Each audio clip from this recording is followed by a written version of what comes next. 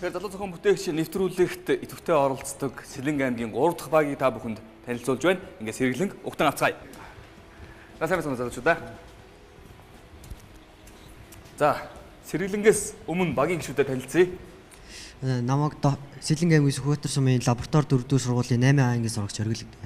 За Сэлэнг аймгийн лаборатори 4-р сургуулийн 7 ангийн сурагч Бөмөрдө. 12 нас хүрсэн биз? Хүрсэн. Яг биз? Яг. Аливаа төрсний гэрчлэгээ гаргаад ир. Наа гадагш хэрэглэн гэдэг би улсын тэргүүрийн лаборатори 4-р сургуулийн 10 ангийн сурагч. За бүтээл санаагаа хэрхэн яаж олсныгоо. За мөн тэгээд ажиллахын бүх бүтцтэй тайлбарлая шүү. 3 минут явах за бий. За. Манай бүтээлийн нэр нь хөдөлгөөн төлгөр байгаа. Энэхүү хөдөлгөөн төлгөр нь бүх насны хүмүүст зориулагдсан.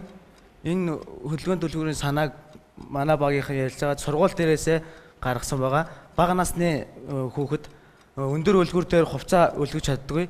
Тэгээ ахлах ангийнхаа ах нарыг гуйдаг. Тийм болохоор бид нэр энэ үлгэрийг хийхээр болсон. Энэ үлгэрийн ажиллах заавар нь энэхүү төмрийг аваад тэр бага насны хүүхэд өөрийнхөө өндөр тохируулсан энэ газар тавиад цүнхээ хувцас үлгэж болно. Нэгсэндээ догчдөг гэсэн үг үү? Тий, энэсээ аваад энэ байгаа мод дээр байлуулад тий, хувилт нөхөд зөв ойлгож байна уу би? Тий, зөв. Тэрийг хүүхдүүд өөрсдөө ингээ өргөж ингээ авах юм уу? Айгу анханаас нэгэ бага ангийн хүүхдүүдэд тохируулаад тавих байхгүй юу. Тэгээд тэд нар орж ирээ өөртөө хувцас цүнхээ үлгээд зөв ойлголоо. Нэг л танил санагдаад багч. Энэ өмнө бас нэг орж исэн санаа. Гэтэ арай өөр хүний хөдөлмөрийг хөнгөвчлсөн. Энэ өмнө орж исэн хажуудалтай юм гинжтэй эргүүлдэг. Тэгээ хүний хөдөлмөр хөнгөвчлсөн биш. Бид тэд хөнгөвчлөөд арай аваад хэлбэр хэмжээний хийдэг болгосон. Шүүгч Болдбаатар.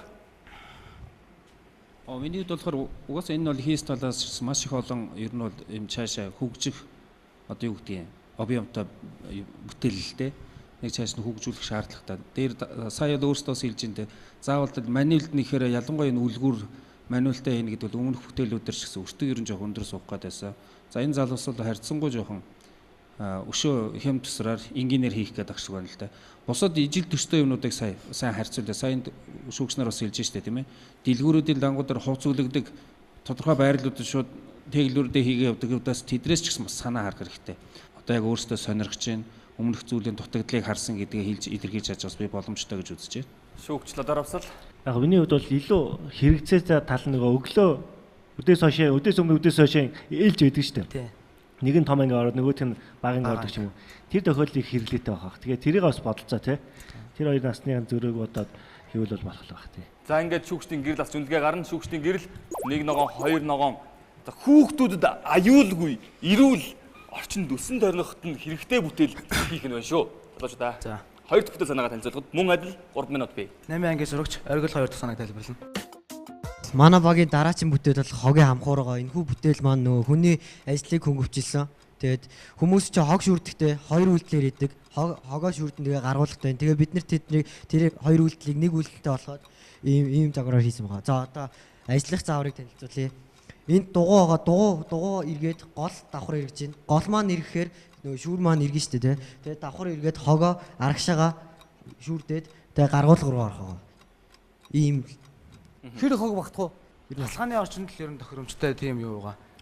Иймэрхүү зүгээр одоо механикаар түрээд оруулах гэж байна тий. Яг тэр хог хамгаж байгаа хэсэг нь бол яг ийм яг ирчилчихсэн юм шиг мушгирчихсан үстэй байрлуулад ингээд татдаг ийм хог хамгагч бол бий. Гэхдээ тэд нар дандаа захлаганаар ажилладаг. тийм манай гол захлаганаар ажиллахгүй тийм ээ. ажиллахгүй. Одоо та нар ингээд дугуйныхаа гол дээр тэрийг тавьчихсан биш тийм ээ. Тийм. Та нар тэр захлагаа яг ийм хог хамдаг тэрийг үдсэн бол юм дээ. Нилээ өндөр эргэлттэй байж иж тэр хогийг хамж байгаа шүү дээ. Тэгэхээр та нар бол тэрний эргэлт бол нилээ өндөр. Тэр 800 1200 эргэлт минут лав эргэж иждэг хогийг хамж байгаа мэдээ тамхины ишмиш болоо жижиг юм.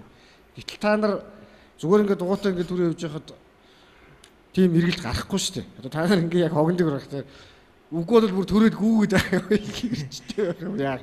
Тэгэхээр би бол тэр хэсгийг бодоагүй учраас хогийг хамж чадахгүй гэж бодож байна. Шүүгч Болдбаатар. Тэгэхээр яг энийг хэрэглэгч байгаа хин нэгэн одоо өсвөр хүүхч гэсэн энийг хэрэглэж байна шүү дээ. Та нар үеийн хүүхд хэрэглэнэ үстэй.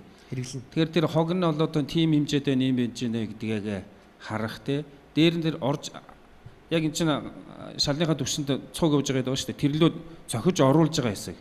Тэгвэл эргүүлийн энэгээр доош унах магадлал нэрээ. Яг энэ механикийн эзэнийг хүндрэл нь тэнд ер нь бол байгаад байдаг. Энийг шийдэхэд нь. Тэр юм жоохон судалж байгаа манай багийнхаа. Тодор авсаж өгч.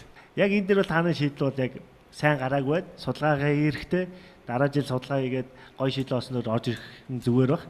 А одоо л нөгөө төрүүнийхээ шийдэл дээрээ сайн ажилласан нэр баг. За. Ингээ гэрэл ас зүндгээ гарна. 2 улаан 1 ногоо. За дуусч удаа. Эхнийхээ бүтгэл санааг хийгээд эргээд уулзцгаая.